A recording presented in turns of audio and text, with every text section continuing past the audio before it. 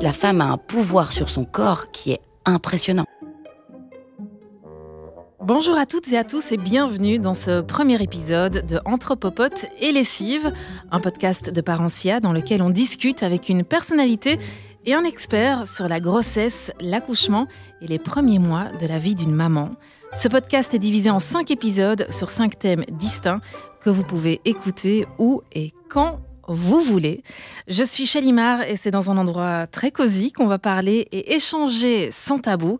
Autour de la table, il y a Julie Taton. Bonjour. Salut. Que vous connaissez bien, animatrice sur Énergie, maman de 2 petits bouts. Côme qui a maintenant 5-6 ans, presque 6 ans. Ouais, il va avoir 6 ans en avril déjà, mon Dieu. Et Taoé qui a tout pile 1 an et demi. Et puis notre experte aussi qui est là, Aline Schountius. Les petites chaussures. Les petites chaussures, oui. Trop mignon. Qui est sage-femme au sein de l'espace naissance Amala, situé à Bruxelles.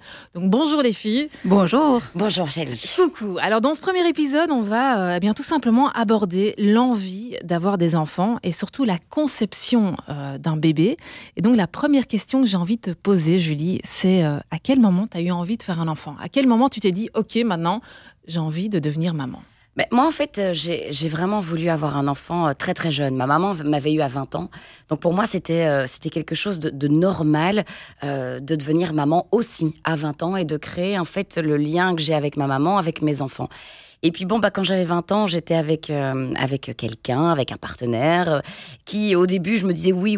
Et puis je me suis vraiment rendu compte qu'en fait, c'était plus qu'une envie personnelle. Il fallait que ce soit quand même un cheminement à deux, un partage, une envie aussi à deux, et aussi avoir le bon papa. Alors le bon papa, c'est aussi quelque chose de particulier, mais de se dire, même si c'est quand même un peu délicat ce que je vais dire, mais en tout cas, à l'époque, quand j'avais 20 ans, à mes yeux, cette personne n'était pas idéalement le papa dont je rêvais, dont je voulais pour mes enfants. Et la vie a fait que quelques années plus tard, on s'est séparés, etc. Et aujourd'hui, c'est un papa extraordinaire pour ses enfants dans son histoire. Et moi, aujourd'hui, j'ai croisé la route de l'homme de ma vie, du papa de mes enfants, où pour moi, c'était une évidence. Et je me suis dit, avec lui, c'est OK. Mais donc, du coup, j'ai déplacé, un petit peu les choses, puisque de 20 ans, je suis passée à 32 ans. Oui, donc tu es tombée enceinte à 32 ans. 31 ans et quelques, et Com est arrivé, quand j'avais dans l'année de mes 32 ans. Mais c'est vrai que j'ai l'impression, et Aline va certainement le dire aussi, qu'on tombe enceinte de plus en plus tard. En tout cas, les femmes, elles ont envie d'enfants beaucoup plus tard qu'avant. Alors tout à fait, on voit une évolution dans les chiffres de la natalité, que les femmes tombent enceintes de plus en plus tard, plus en plus vers la trentaine, que ce soit en Wallonie ou à Bruxelles, on voit bien que on est plutôt autour d'un âge moyen d'une 30aine d'années, et ça s'explique pour différentes raisons. Bien, les études durent plus longtemps.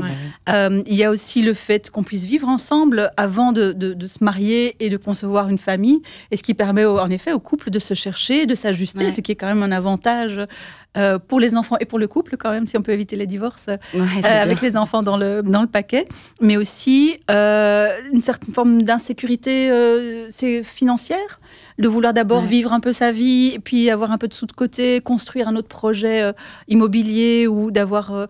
ça s'explique par là aussi. Le fait aussi de pouvoir contrôler sa fertilité, ça a changé quand même pas mal. Mais justement, en parlant de fertilité, il n'y a rien à faire. Quand on attend longtemps, c'est de plus en plus compliqué aussi de tomber enceinte. C'est sûr. Alors, quand jusque vers 35 ans, on a environ une chance de tomber enceinte naturellement très facilement, mais à partir de 35 ans, on passe à une vingtaine de pourcents pour pouvoir tomber enceinte chaque mois. Peu, à 40 ans, on est à 5% de chance de tomber enceinte. Donc, clairement, on est avec notre patrimoine d'ovocytes qui est déjà, qu'on a conçu dans le ventre de notre maman. Donc, en fait, notre grand-mère porte déjà nos enfants, quelque part. On est avec, et c'est sûr que ça décline au fil du temps. Après, il y a l'impact de la pollution, il y a l'impact du stress, tout ça va jouer aussi. Et donc, c'est clair que plus on avance en âge, plus il va falloir se préparer à cette grossesse. Alors, c'est pas parce qu'on est une vieille maman, alors on n'est pas vieille à 35 ou à 40 ans. Ah non, mais loin de là. Mais ça veut dire qu'encore plus, même quand on démarre ses enfants, son projet de fertilité d'enfants avant la trentaine, c'est quand même de se préparer, de quand même préparer le corps, le sien mais nous, on a déjà notre patrimoine, mais aussi celui de son compagnon. Parce que nos hommes, eux, ils produisent leur spermatozoïdes en continu. Alors parfois, on a des couples, on n'est pas toujours un homme, une femme, ça peut être 2 femmes, ou alors les nouvelles familles où on est plusieurs, mais c'est vraiment quelque chose à prendre en considération d'avant, quand on peut, parce que parfois on ne choisit pas, quand on peut, c'est vraiment de préparer la grossesse avant de tomber enceinte. Ah oui. Et c'est ce que tu as fait, toi, Julie ? Mais non, moi du tout. C'est-à-dire que moi, je me suis vraiment laissée porter par la vie, par mes envies, par mes besoins. Et c'est un jour où je me suis réveillée, je me suis dit, go, c'est maintenant. Et c'est vrai que je voulais rebondir là-dessus. C'est que, en fait, on ne mesure pas que ça peut être compliqué. C'est-à-dire que moi, j'ai eu la chance d'avoir Côme très rapidement. J'ai arrêté la pilule et le mois d'après, je tombais enceinte. Donc, ça a été un peu comme une espèce de magie. Mais donc, pour moi, c'était entre guillemets normal. J'arrête la pilule, je tombe enceinte, c'est très bien, c'est tout à fait normal. Et pour Taoué, par contre, on a dû attendre 1 an et demi. J'ai fait plusieurs fausses couches, ça ne démarrait pas, ça se mettait pas, c'était un peu plus compliqué. Et c'est vrai que là, et encore, je pense que j'ai de la chance par rapport à d'autres femmes qui doivent attendre des années, voire qui doivent passer par des traitements pour y arriver. Mais tu rentres dans un mindset, dans un état d'esprit où en fait, ça devient compliqué. Il faut calculer, il faut faire attention, ça devient stressant. Et encore, moi je dis, je n'ai attendu qu'1 an et demi pour avoir Taoué, donc c'est pas non plus. Et est-ce que toi, tu as fait appel à toutes ces applications pour calculer, pour voir. T'as pris ta température aussi ? Oui, mais ça, par contre, je suis un peu boulet, donc je savais pas trop, donc je comprenais pas, puis je voyais pas trop de différence, donc ça me parlait pas trop. Mais j'ai téléchargé effectivement une espèce de petite application où on te donnait ton cycle, tu rentrais ton premier jour de règles. Bah, ça fonctionne, hein. Franchement, ça nous a vraiment aidé, parce que moi, j'avais aucune idée de tout ça. J'ai toujours été. Moi, je prends la pilule depuis que j'ai 16 ans. Je pense, non, même 15-16 ans, très jeune, j'ai pris la pilule.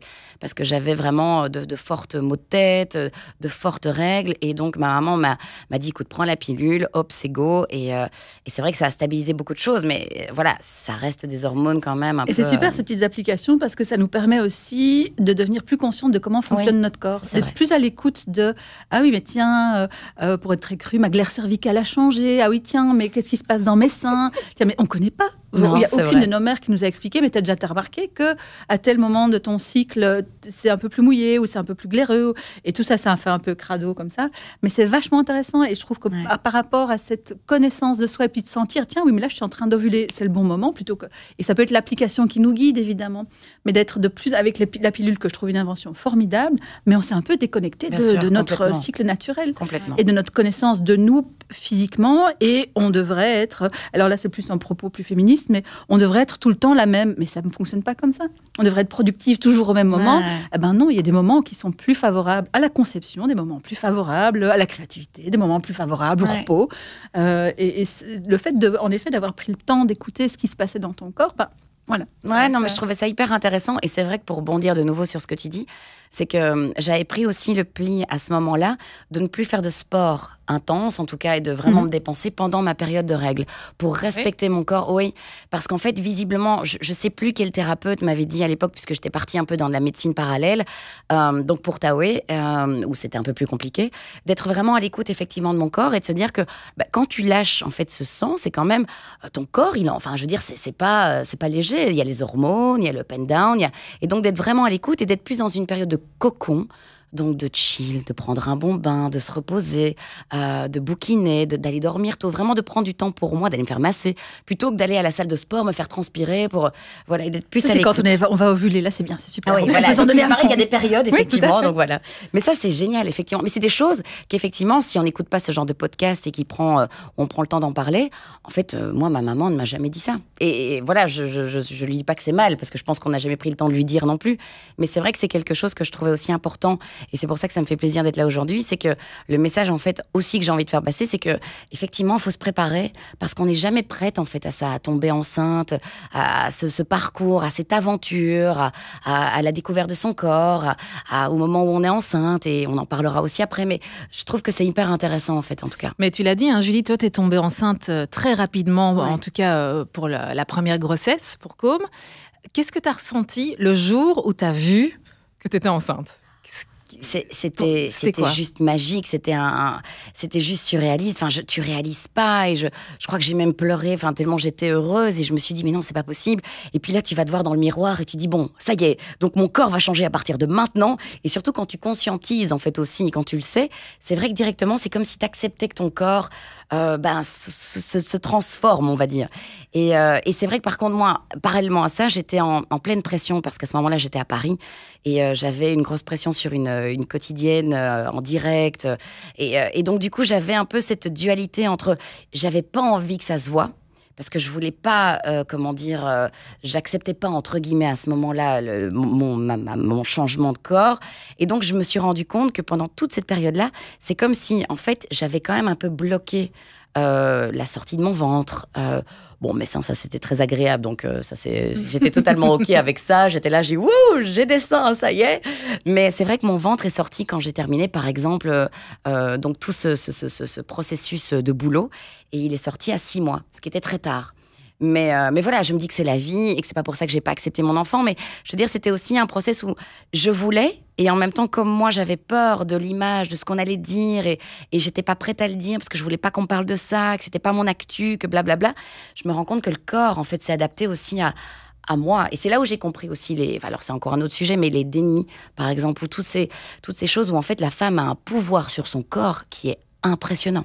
Oui, et puis ce qui n'est pas évident, c'est pour certaines femmes de voir ce corps qui se transforme parce qu'elles ont une certaine image de leur corps. Oui, ça c'est vrai. Et apprivoiser cette transformation n'est pas du tout évidente. Ou leur compagne ou leur compagnon n'accepte pas non plus parce que c'est rentrer dans un autre rapport à la transformation, mais à la transformation aussi ultérieure, je ne me reconnais pas, ce n'est plus mon identité, mais même physiquement, de se cogner ou de plus savoir quoi faire, ou d'avoir un compagnon qui dit mais c'est quoi ce truc, ou alors qui te trouve super sexy et toi pas il du est classe, tout. il faut changer alors le compagnon. Non, mais pour les pères, on oublie souvent la compagne ou le compagnon qui se retrouve confronté lui aussi ou elle aussi à une autre personne ou à une personne en transformation, et de pouvoir se faire accompagner, de ne pas rester toute seule en disant mais je me trouve moche, ou au contraire je me trouve extraordinaire, de rester pas toute seule, c'est important d'en parler, c'est pas tabou, et il n'y a pas de mauvaise ou de bonne pensée, et toutes les femmes ne s'épanouissent pas dans la grossesse.